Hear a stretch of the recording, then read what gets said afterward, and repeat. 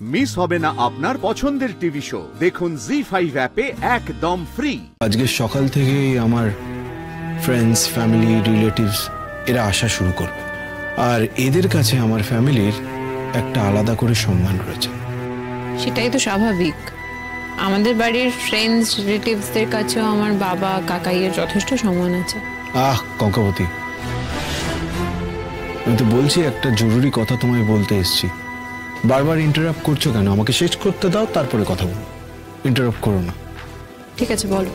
দেখো কঙ্কাবতী, বিয়ের দিন তোমাদের বাড়িতে তোমার যে রূপ আমরা দেখেছিলাম সেটা নিয়ে কিন্তু আমরা যথেষ্ট চিন্তিত। আমি তোমাকে একটা জিনিস বলে দিতে চাই, সেদিন তুমি যে সিন ক্রিয়েট করেছিলে সেরকম কোনো জিনিস যেন আজকে এই বাড়িতে না ঘটে, একেবারেই না। দেখো কঙ্কাবতী, তোমার সেদিনকার বিহেভিয়ারের জন্য কিন্তু আমার বাড়ির লোকজন, আমার কাছের মানুষজন কিন্তু যথেষ্ট হিউমিলিটেড হয়েছিল। আজ যেন সেরকম কিছু না ঘটে।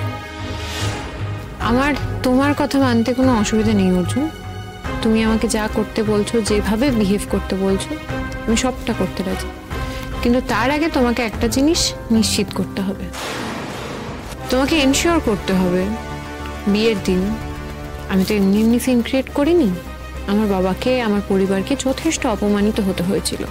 তোমাকে এনশিওর করতে হবে আজকে সেরকম কোনো ঘটনা ঘটবে না।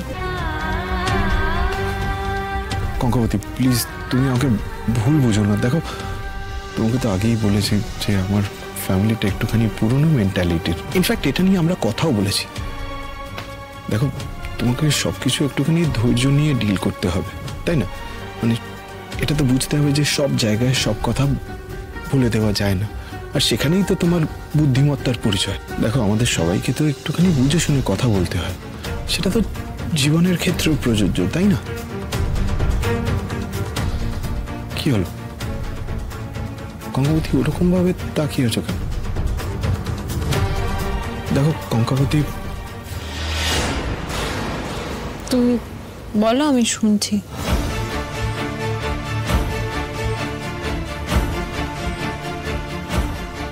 কঙ্কাবতী, প্লিজ একটুখানি বোঝার চেষ্টা করো কেন আমি তোমাকে এই কথাগুলো বলছি। দেখো, তোমাকে আজকে কেন্দ্র করে যদি কিছু হয় আবার, তাহলে বাবা, ছোটকা এরা কিন্তু তাড়িয়ে দেবেন আমাকে। সেটা হলে খুব একটা মন্দ হয় না, না?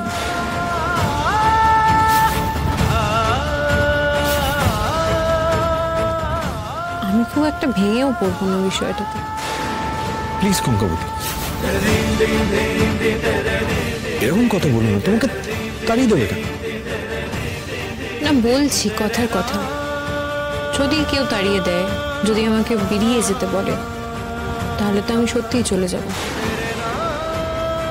তুমি কি করবে? আমি জানি না। তোমার এরকম একটা অদ্ভুত কল্পনার জবাব দিতে আমি পারবো না। জি5 ডাউনলোড করুন আর সব এপিসোড দেখুন একদম ফ্রি।